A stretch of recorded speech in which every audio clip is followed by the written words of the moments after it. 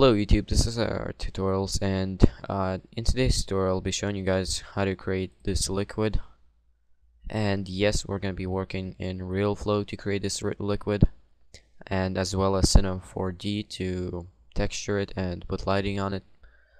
So this is basically what we're going to be creating, and the effect we're trying to achieve is not just the liquid falling down, but actually the liquid floating around our text.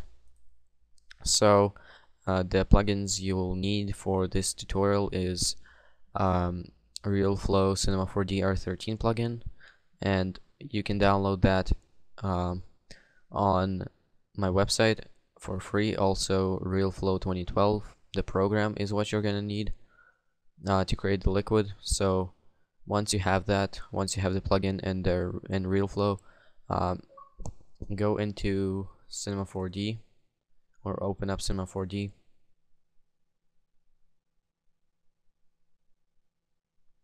Now in Cinema 4D, create a text, go to MoGraph, select Mo Text, and type in whatever you want.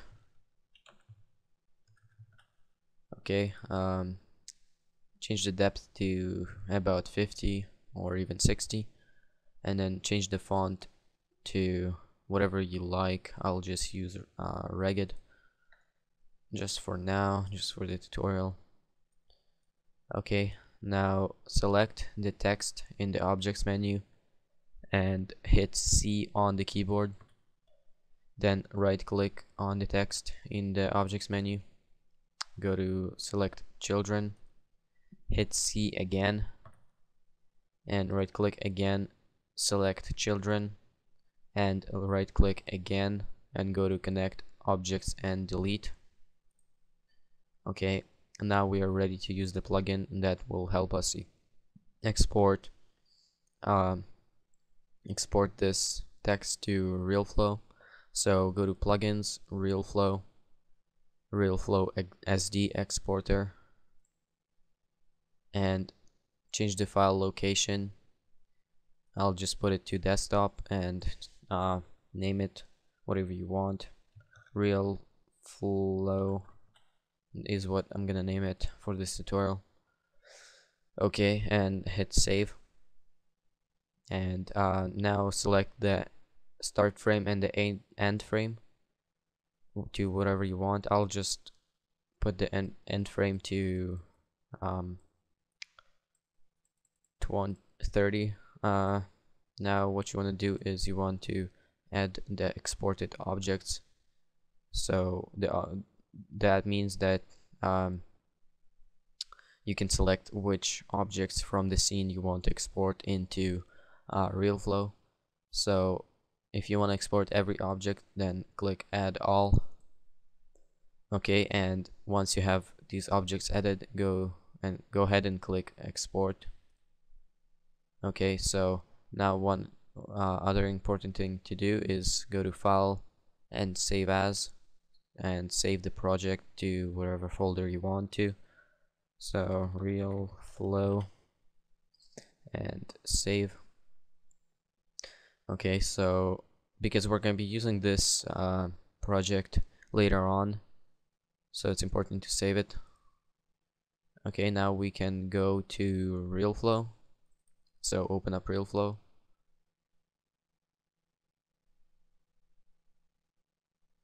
Alright, so now we have this project management, and here you can open an existing project or you can create a new project. And for now we'll just create a new project, and let's just change the name to Realflow. Okay,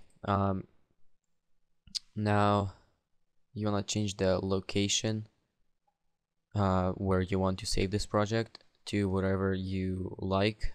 In this case I'll save it to driver C, users, Viper scenes, and it's important that you remember where you saved it, because later on in Cinema 4D you'll need to open that project to import the liquid mesh. Okay, and once you're ready, then click create a new project. Now go to import object, desktop or wherever you saved your whatever project that you were working on in C4D.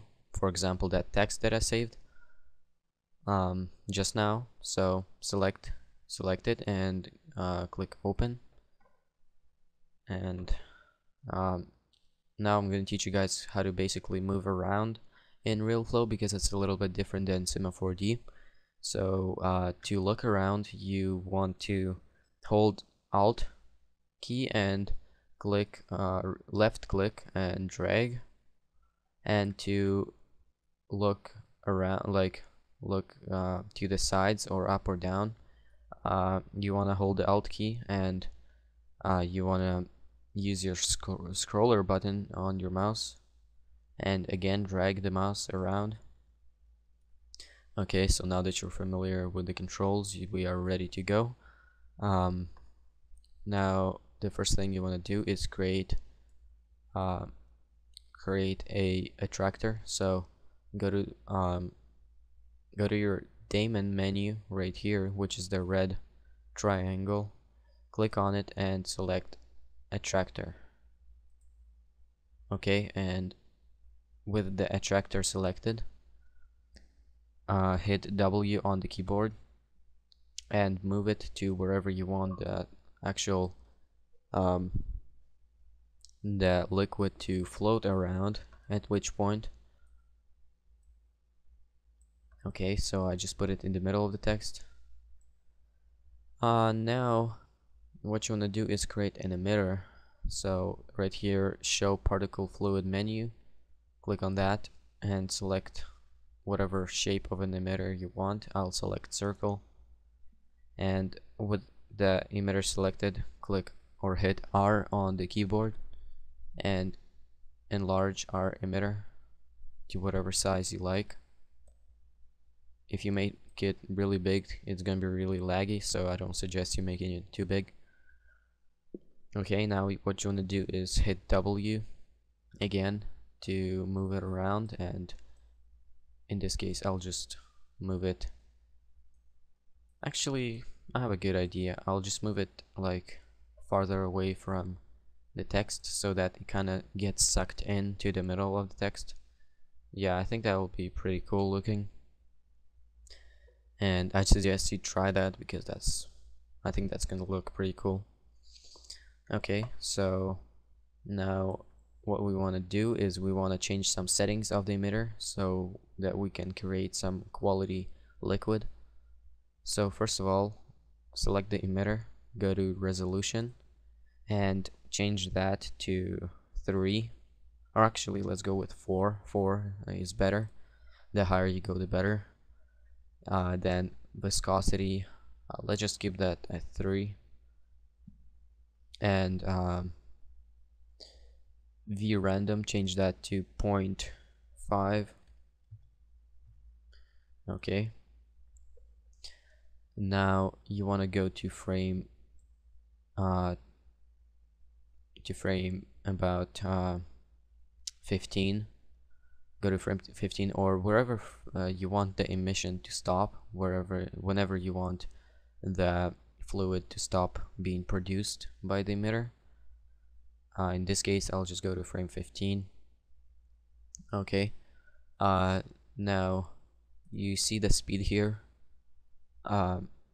Change that to preferably 5, and it really depends on how fast you want it to be producing the fluid. And then go to, or yeah, don't skip yet. Right click on speed and hit add key, and then go to frame 16 and change the speed to 0, and right click on speed and add key. So basically now we have the fluid being produced up to frame 15, and at frame 16 it goes to speed 0, which means it's gonna stop producing the fluid. Anyways, now one more thing to do, or actually not one more, there's a few more things to do in Realflow, but Right now what you want to do is simulate the fluid, and you can do that by simply clicking on the simulate button. But first of all, make sure that you're on frame 0 before you do that. So once you're on frame 0, hit simulate, and it's gonna start producing the fluid and simulating what it's gonna look like. And if we just look around really quickly, you can see that the fluid is being dragged to the side of where the attractor is, and it's gonna the more frames you have, the more it's gonna be attracted. So I suggest you guys put it to higher than 30 frames, because 30 frames is basically 1 second. But if it's just for a practice, then it doesn't really matter. So it takes a few minutes to do that, to simulate it. Depends on how good your computer is and how good of settings you use for the fluid. And it's pretty cool. Later on, the fluid's gonna fall down, and then it's just gonna go back up and form around this attractor. So, but for that you will need more frames. You will need at least 100 frames. So I suggest you guys simulate up to like frame, I don't know, 100, whatever you like, whatever you prefer. And right here you can see it starts to splash over the text, which is pretty cool. I'll just stop this, or I'll just pause and I'll be back. Okay, so I simulated up to frame 31. I don't really need to go any higher than that, because it's just for the sake of the tutorial, but you can go a higher frame. Anyways, once you are done simulating, go back to frame 0. Select your emitter right here in the filter tab, and right here in show mesh menu, select particle mesh render kit, and make sure that before you select the particle mesh render kit you have the emitter selected, so that it goes under the particle mesh render kit. And if it doesn't go under, then right click on particle mesh render kit, and let's see, insert all emitters or insert emitters, and you will just select an emitter that you want to insert. But anyways, once you have selected the particle mesh render kit, go to the parameters for it, and in mesh you want to change the polygon size to 0.04, and even you can go lower than that if you want your fluid to look better, basically. And then go to filters and select yes filter, and then change the relaxation to 0.7. Okay, now you're ready to build the mesh.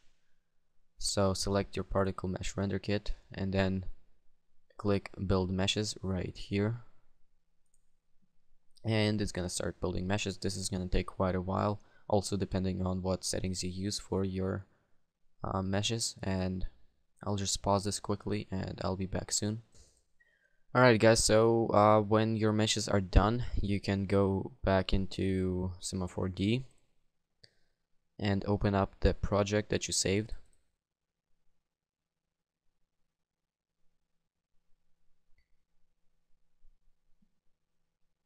Okay, and it's very important that you do not move the text. So do not touch it, do not move it, because it's not going to work out really well if you move it. So now you want to go to plugins, Realflow, and go to Realflow Mesh Importer and select it, and then go to file path. And this is where it's very important that you remember where you saved your project file, your Realflow project file. So go to, in this case, I'll go to computer, C users, my username, then scenes, and I'll select what did I save it as? Realflow. And then once you're at your folder the actual project file, you want to go to meshes, and in meshes you don't select frame 0, select either 1, 2 or 3 for it to actually work, and then hit open. Okay, and then you want to select the start frame and end frame, and yeah, we can play this now. And it's gonna be a little bit laggy, so be prepared for that. Okay, so there we go. So that's it. Now what we want to do is we want to put texture on it. So create a new material, double click on the material, change the color to in this case I'll just change it to red, and then reflection, let's change it to Fresnel, just really quickly here just to demonstrate. And the actual text, let's create a new material, double click on it, and just simply select reflection and then Fresnel, and then just drag it onto the text. And then let's create a plane, and let's just enlarge it a little bit. Okay, and let's turn it like so and put it up above our scene.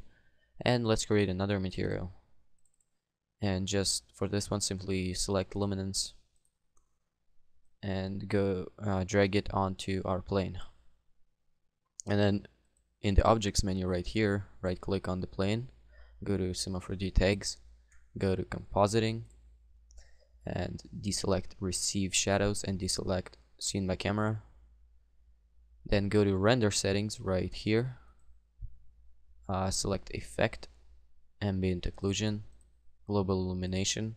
In global illumination, go to irradiance sketch, stochastic samples low, record density low. And let's just zoom in right here really quickly, and let's render this and see what it looks like.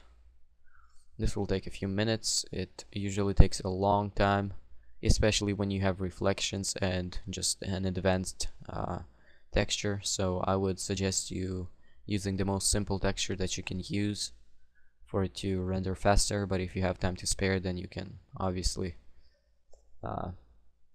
use whatever texture you like. Anyways, this is pretty much it, guys. Thank you for watching this tutorial. I hope it was useful. Please don't dislike the video if it really wasn't that bad, because it takes me a long time to create these videos, and yeah, it doesn't really take you much to click the like button. So yeah, please also like, and if you haven't subscribed, please subscribe.